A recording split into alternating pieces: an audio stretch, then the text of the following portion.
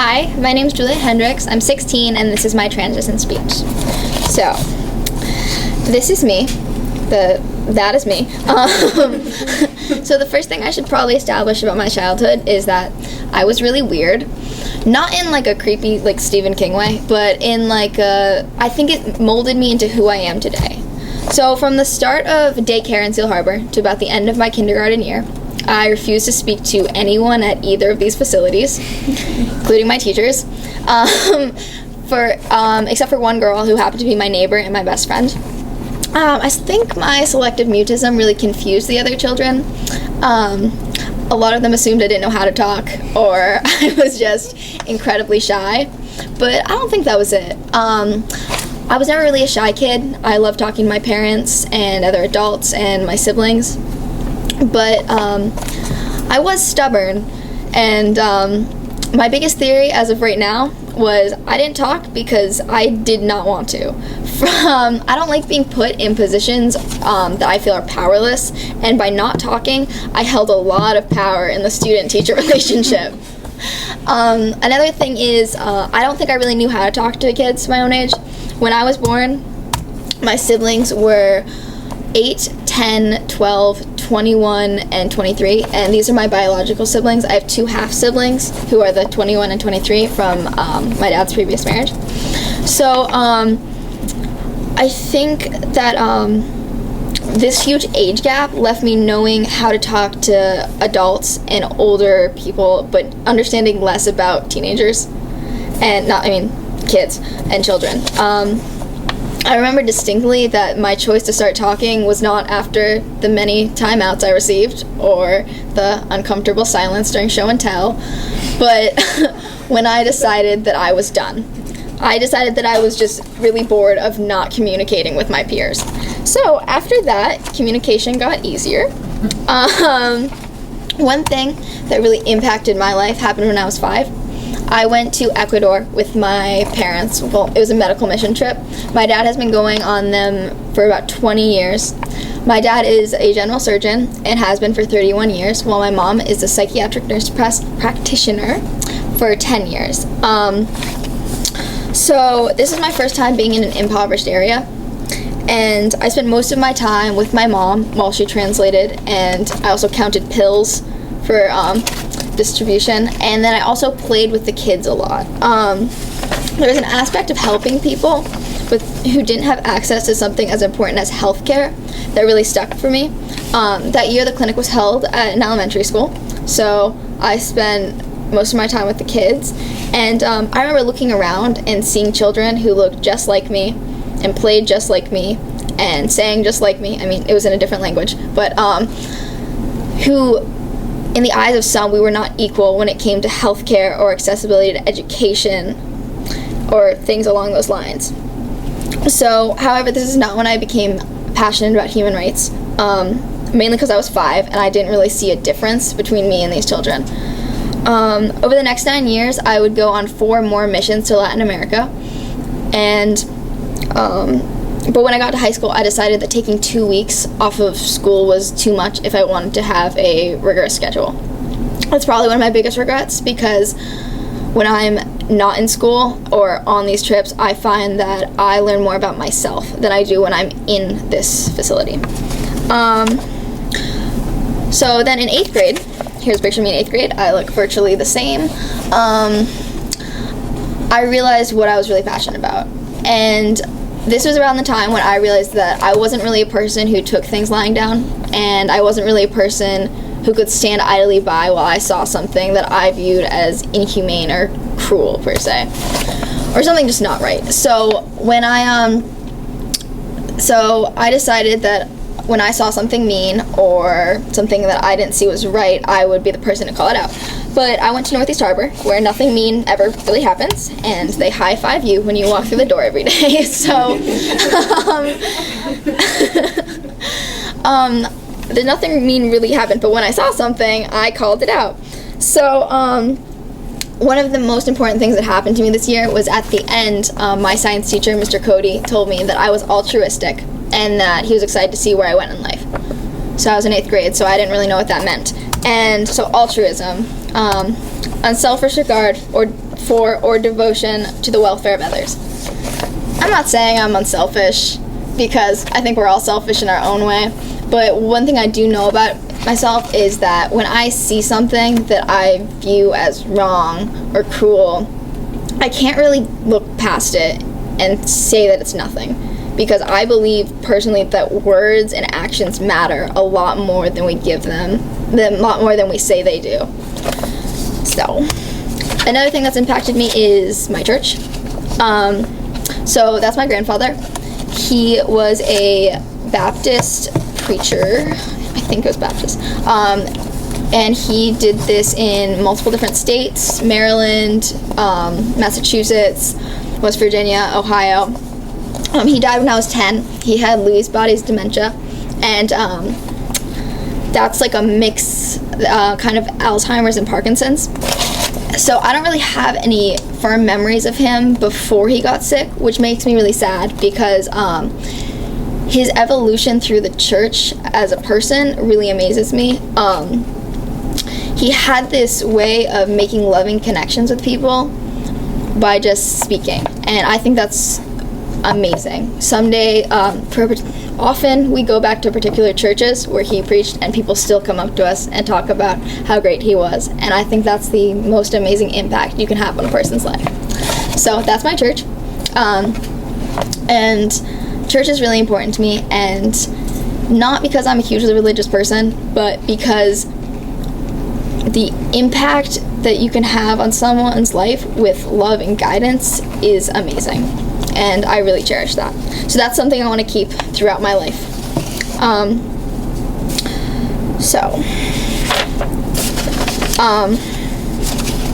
One thing that has really affected my life and made me understand myself a lot better, besides my mom, has been the Myers-Briggs personality test. For those of you who don't know what that is, this is a test that Emma Forthover sent to me last year, and you answer 63 yes or no questions about yes, no, or uncertain questions about yourself. And after answering these questions, you are provided with 4 letters that apply to your personality based on the way you answered those questions. So I took this, and of course it's on a spectrum, so there's no definite answer, but I thought it was really helpful. I got the letters E, N, F, J, which mean I am energized by being around other people. I pay attention to ideas and concepts rather than details. And then I prioritize relationships and the feelings of others, and I prefer structure and organization. So this provided me with my strengths and my weaknesses, and also advice for my future. I highly advise you take it. I have my personality qualifies for 3% of the U.S. population, and here are my strengths and weaknesses. Strengths: natural leaders, altruistic, charismatic, reliable, and tolerant. Weaknesses: over idealistic, too sensitive, and very stubborn. So there were more weaknesses, but I didn't think they were relevant to this, so I didn't put them up there. This is out of order.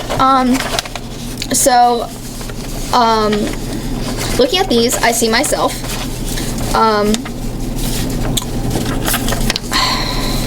I love being in charge, and I love having control over situations that I have to do with, and I also love talking to people and talking things out and helping.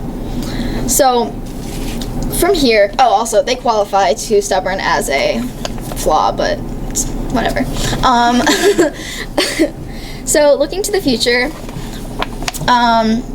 what do these strengths and weaknesses form for career paths? And as of now, I know that I want to work in the higher ranks of a nonprofit working for the expansion of human rights.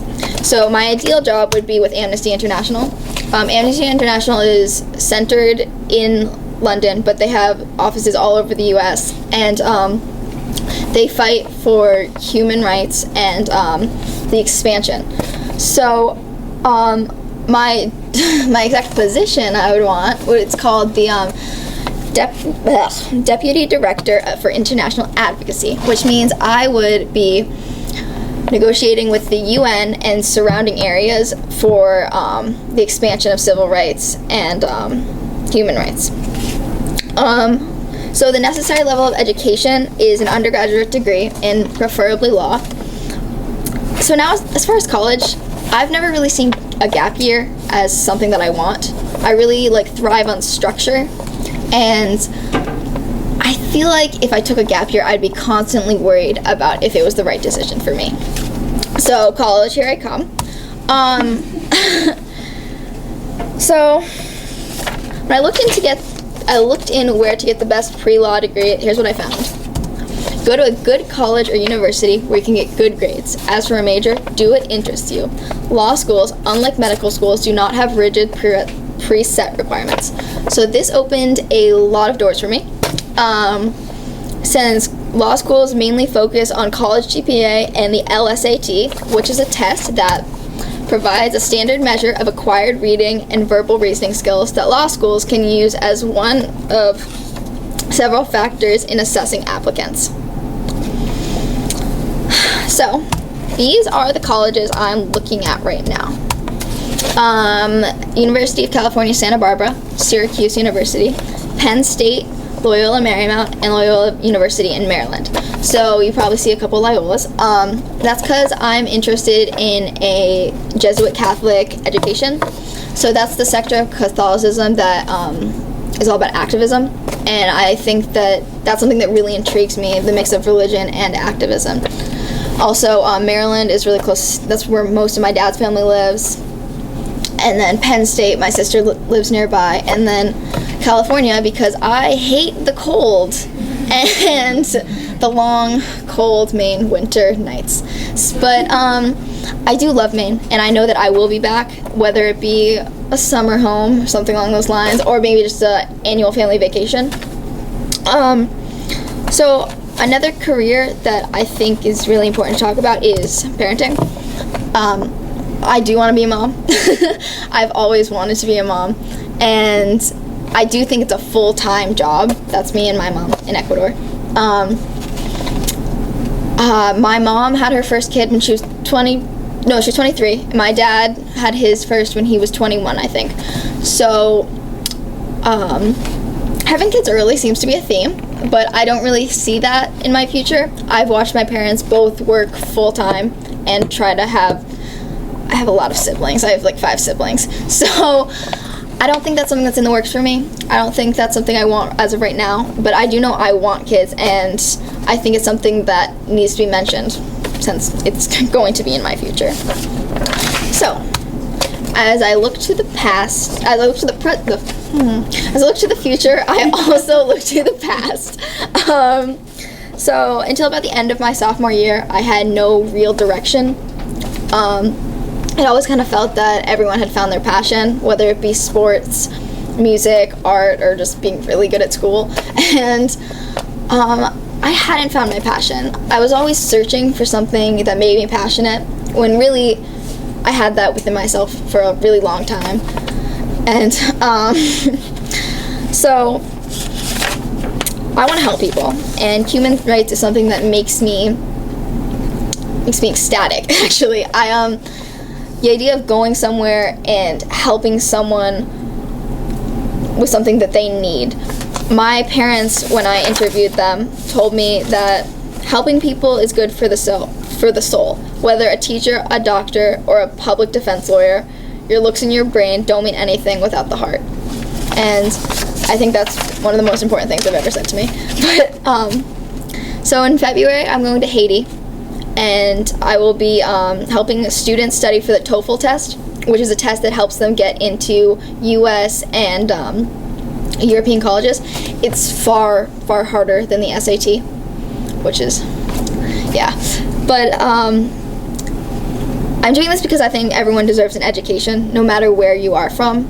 So, my name is Julia Hendricks. This is my life, this is my family, and this is my future. Thank you.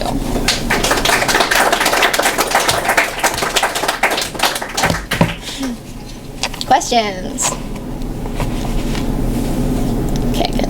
Paige. I know like both your parents work in like the health field. Do you think, being like a doctor or a counseling type person, do you think that interests you at all?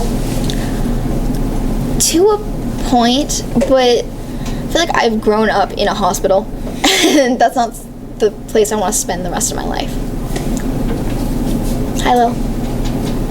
You said the amnesty thing is based in London. Do you want to do stuff mostly overseas or more like American soil?